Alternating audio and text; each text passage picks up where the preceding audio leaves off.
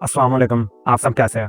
तो आज हम एक प्रोजेक्ट बनाने वाले हैं कॉन्टैक्ट फॉर्म नाम का, जिसमें हम कुछ इनपुट दे रहे होंगे जैसे नेम, ईमेल, एड्रेस और नीचे हम पेमेंट इन्फॉर्मेशन भी देंगे जिसमें कार्ड नंबर, अमाउंट, पिन वगैरह होगी।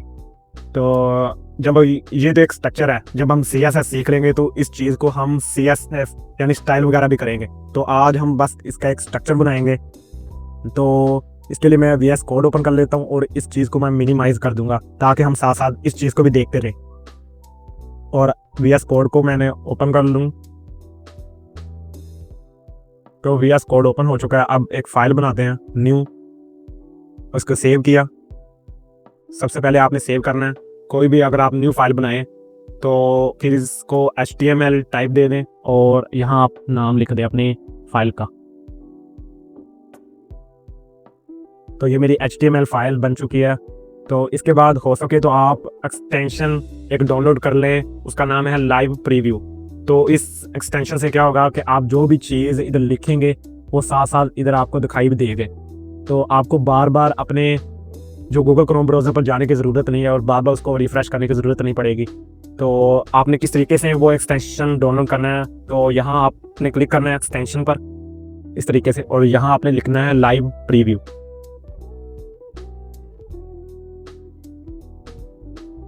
तो मेरा पहले से इंस्टॉल हुआ है, अगर आपका भी इंस्टॉल हुआ है तो ठीक है, अगर नहीं इंस्टॉल हुआ तो यहाँ से इंस्टॉल कर लें। तो जब इंस्टॉल हो जाए तो इस चीज़ को आप क्रॉस कर दें और आपने यहाँ पर क्लिक करना है शो प्रीव्यू पर इस तरीके से।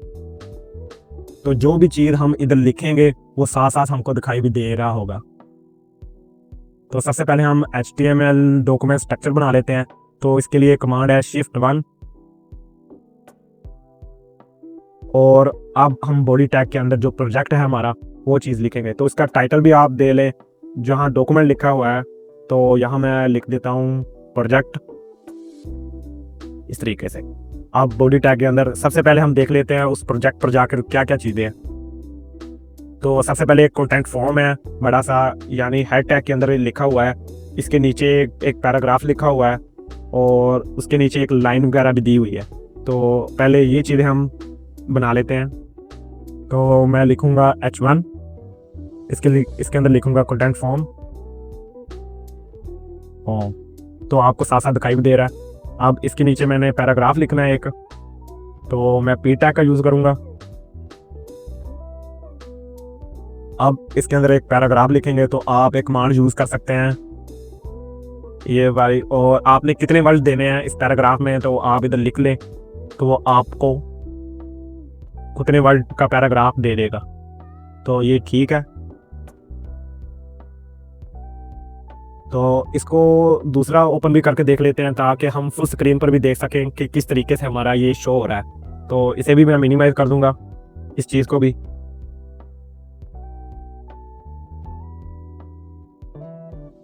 और प्रोजेक्ट नाम का हमने एक फाइल बनाई थी तो वो कहाँ है, ये रही।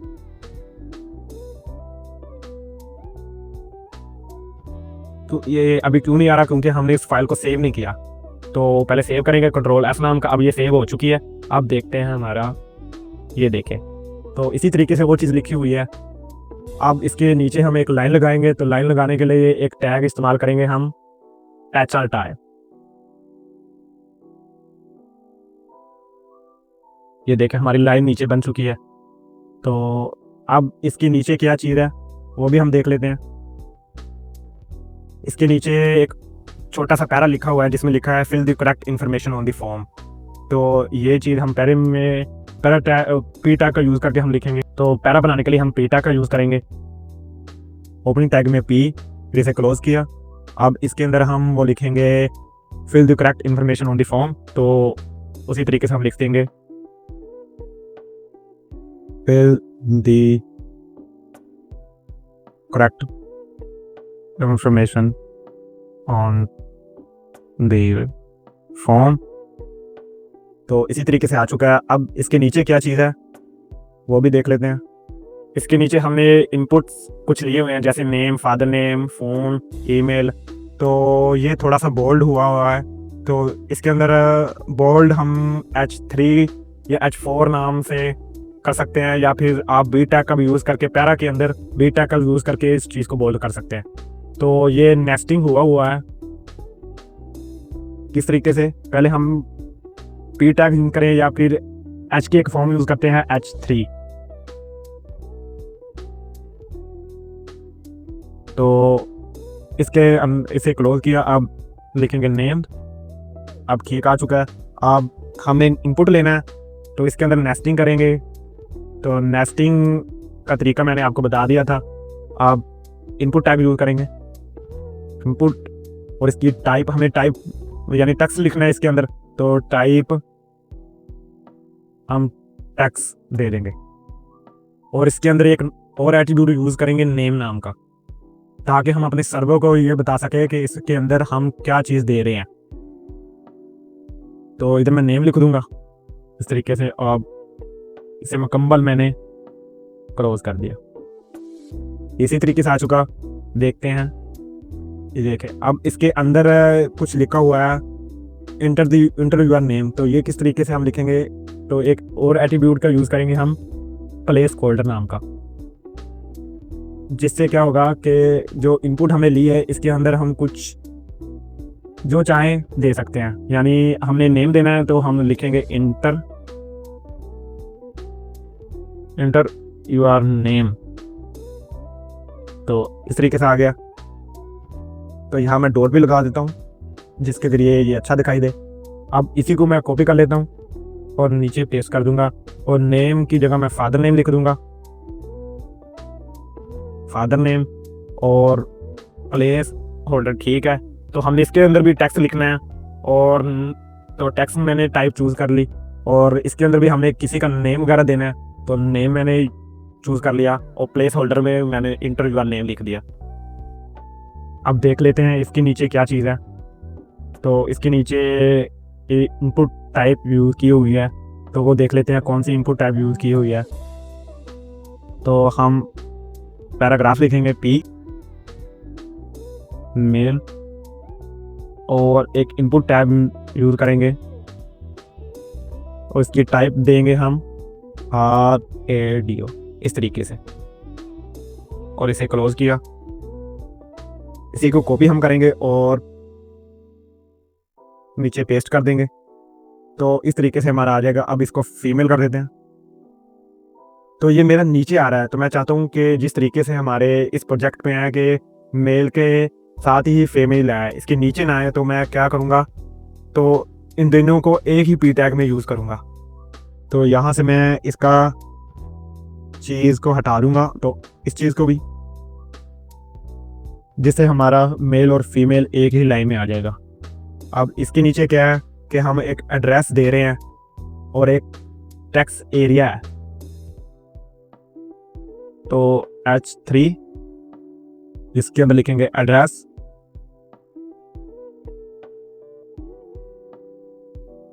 एड्रेस लिखने के बाद अब क्या करना है कि एक एरिया देना है, तो उसके लिए एक टैग यूज करते हैं हम टेक्स्ट एरिया, ये चीज।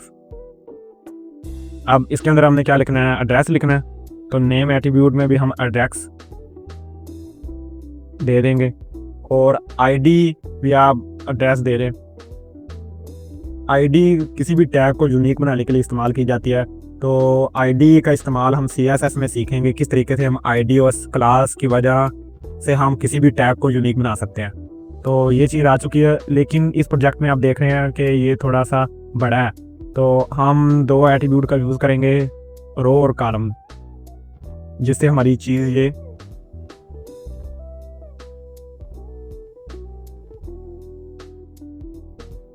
रोज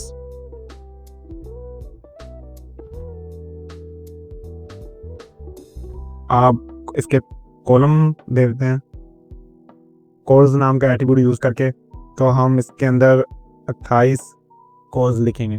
तो अभी ये छोटा है, तो मज़ीद हम इसके अंदर कॉलम दे देते हैं। तो मैं अब भी कम है, अब ठीक है। तो ये एड्रेस इसके नीचे आ रहा है, तो मैं चाहता हूँ एड्रेस ऊपर आए और ये चीज़ नीचे आए। तो मैं इसके अंदर एक बी टैग का यूज़ कर दूंगा, बी आर टैग है जिसके अंदर स्पेस आ जाएगी इनके दरमियान। तो बी आर टैग का मैं कहाँ यूज करूँगा, इधर, जिसके ज़रिए इनमें स्पेस आ गई और ये चीज़ नीचे आ चुकी है।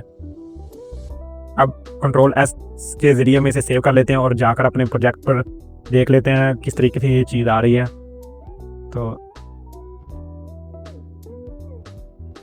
तो उसी तरीके से हमारी ये चीज़ें आ रही हैं जिस तरीके से वहाँ लिखा हुआ है, एड्रेस वगैरह। तो इसके अंदर भी हम प्लेस होल्डर का एट्रीब्यूट यूज़ करके इसके अंदर भी हम कुछ दे देते हैं। तो इसके अंदर भी कुछ लिख देते हैं। तो मैं प्लेस होल्डर नाम का एट्रीब्यूट यूज़ करूँगा। तो मैंने लिखूँगा इंटर और डब, इस तरीके से। अब इसके नीचे क्या आ रहा है, तो इसके नीचे हमारा एक बटन है सेव नाम का। तो बटन बनाने के लिए हम बटन टैग का यूज़ करेंगे।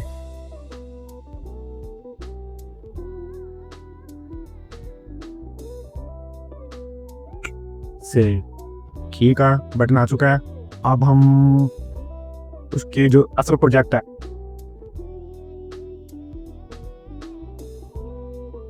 से हम पहले सेव कर लेते हैं, फिर देखते हैं। तो गालबन उसी तरह हमारा प्रोजेक्ट बन रहा है। तो अब हमारा पेमेंट इंफॉर्मेशन रह चुकी है। तो पेमेंट इंफॉर्मेशन में क्या चीज़ है, एक पैराग्राफ है छोटा सा, और इसके नीचे इसी तरीके से हम इनपुट वगैरह देंगे जिस तरीके से ऊपर दिए हैं। और ये कार्ड टाइप्स नाम का इनपुट हम इस्तेमाल करेंगे जिसमें हम कुछ चीज़ें सेलेक्ट कर रहे होंगे, यानी किस कौन से अकाउंट की में आपने कैश पेमेंट करना है। जिस तरीके से मैं HBL पर क्लिक करूँगा तो HBL आ जाएगा, इजी पैसे पर क्लिक करूँगा तो इजी पैसा आ जाएगा, यानी हम चीज़ें सेलेक्ट कर रहे हैं इसमें। तो अब मैं क्या करूँगा, हैशटैग के अंदर लिखूँगा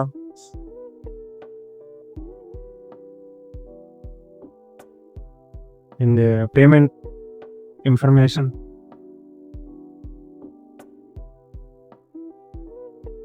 ये कहा। अब इसके अंदर उसी चीज़ को मैं कॉपी करूँगा जो चीज़ मैंने ऊपर लिखी थी, ये चीज़, और पेस्ट किया। अब इसके अंदर मैं लिखूँगा, अब इसके नीचे मैंने लिखना है कार्ड टाइप। तो हम H3 का यूज़ करेंगे। H3 हम इसलिए यूज़ कर रहे हैं क्योंकि अगर हम पैराग्राफ टैग का यूज़ करेंगे तो हमें इस चीज़ को बोल्ड करना होगा। तो उसके लिए हम बी टैग उनका भी यूज़ करेंगे साथ साथ। तो हम डायरेक्ट H3 का यूज़ करेंगे ताकि चीज़ हमारी बोल्ड दिखाई दे और बड़ी दिखाई दे। तो H3 कार्ड टाइप, तो इसके अंदर हम चीज़ें कुछ सेलेक्ट करे होंगे, तो इसके अंदर हम एक सेलेक्ट नाम का टैग यूज़ करेंगे। तो सेलेक्ट नाम का टैग यूज़ हो चुका। अब इसके अंदर एक और एट्रीब्यूट यूज़ करेंगे नेम नाम का। नेम नाम का मैंने बता चुका हूँ कि हम सर्वर को ये बता रहे होते हैं कि हमने क्या चीज़ इनपुट कर रहे हैं।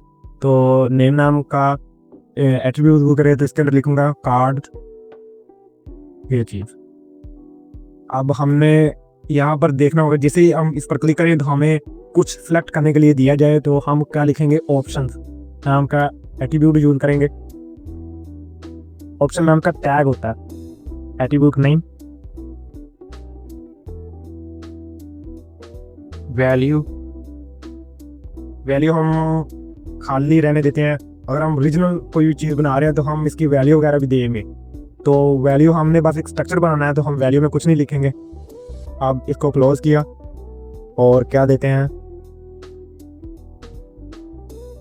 सेलेक्ट दी कार्ड, ये कुछ चुका।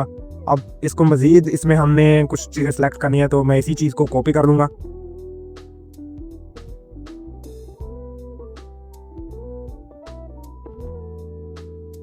और इसके आगे पेस्ट कर दूंगा।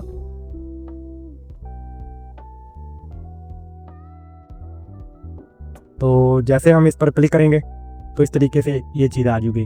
तो मैं जहाँ जहाँ लिखा है सेलेक्ट द कार्ड, तो यहाँ मैं अपने अकाउंट्स वगैरह का नाम लिख दूंगा कि मैंने किस अकाउंट में भेजने हैं। तो बकाया ऑप्शंस में भी मैं अपने पास से कुछ ना कुछ दे देता हूँ, ठीक है। तो मैंने लिख दिया।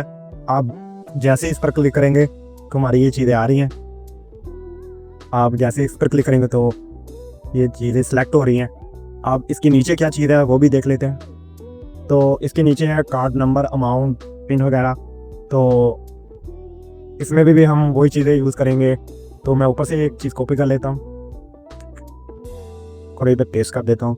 तो नेम की जगह मैं लिख दूंगा कार्ड नंबर, और हम टेक्स्ट नंबर ले रहे हैं, यानी हम इनपुट टाइप नंबर से ले रहे हैं। हम इसमें नंबर लिखेंगे तो मैं इनपुट टाइप नंबर यूज़ कर लेता हूँ, और नेम की जगह भी मैं नंबर्स लिख दूंगा। तो प्लेस होल्डर में भी हम कुछ लिख देते हैं, इंटर नंबर। ठीक है, तो फिर इसको कॉपी कर लेते हैं और नीचे पेस्ट कर देते हैं।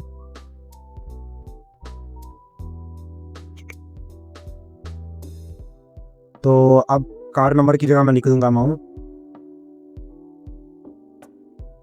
और इनपुट टाइप नंबर्स ही रहने देते हैं, क्योंकि हम अमाउंट्स में भी नंबर ही देते हैं, तो नंबर ही रहने देते हैं, और नेम्स में भी नंबर ही रहने देते हैं, और प्लेस होल्डर में भी हम इंटर नंबर्स लिख देते हैं। तो ये देखें आ चुके हैं।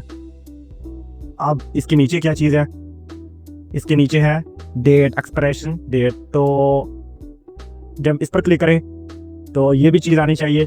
तो इसके लिए हम एक टाइप यूज़ करते हैं डाटा डेट नाम की। तो इसी को कॉपी कर लेंगे और नीचे पेस्ट कर देंगे। अब हमने डेट लेनी है,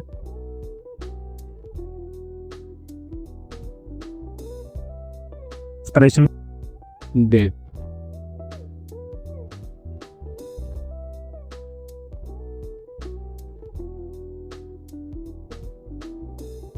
तो इनपुट टाइप हम डेट लेंगे, ना कि नंबर।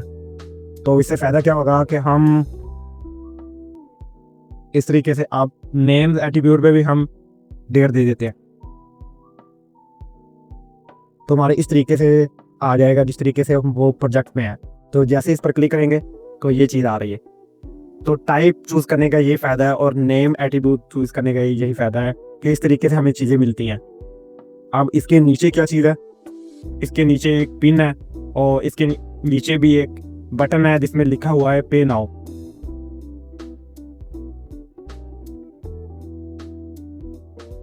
तो ऊपर से मैं ये चीज़ कॉपी कर लेता हूँ और इधर पेस्ट। तो मैं अमाउंट की जगह लिख दूंगा पिन, और पिन में हम क्या देते हैं कि एक पर्सनली पासवर्ड होता है, तो मैं नंबर की जगह लिख दूंगा पासवर्ड, और यहाँ भी मैं लिख दूंगा पासवर्ड। इंटर नंबर की जगह मैं लिख दूंगा पिन। तो क्या होगा कि इधर मैं पासवर्ड की शक्ल में अगर नंबर टाइप करूंगा तो वो डॉट डॉट आ जाएगा। इस तरीके से हमें शो नहीं होगा कि हम कौन से पिन डाल रहे हैं। तो मैं पिन के आगे भी डॉट डाल दूंगा ताकि ये अच्छा दिखाई दे। अब ठीक है, अब इसके नीचे एक बटन था, तो मैं बटन टैग का यूज़ करूंगा, और इसमें लिख दूंगा पे नाउ। तो इस तरीके से हमारा बटन आ चुका है। तो प्रोजेक्ट में हमने देखा था कि हमारा जो बटन है वो बैकग्राउंड उसकी ब्लैक थी, और जो कलर वाइज था, तो हम इसके अंदर एट्रीब्यूट यूज़ करेंगे बटन के अंदर स्टाइल नाम का, जिससे ये कुछ स्टाइल हो। तो मैं इसका कलर दे दूंगा वाइट, तो और इसका बैकग्राउंड मैं ब्लैक कर दूंगा। तो इसी तरीके से हमारा जो बटन है उस प्रोजेक्ट की तरह बन जाएगा।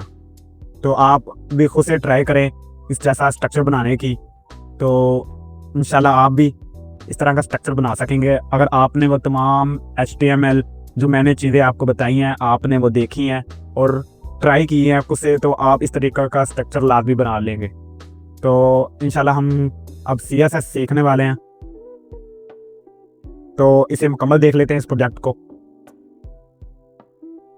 पहले मैं इसे सेव कर लूँ, Ctrl+S, और तो देखें हमारा उसी तरीके से सेम टू सेम हमारा प्रोजेक्ट बन चुका है जिस तरीके से ये प्रोजेक्ट था।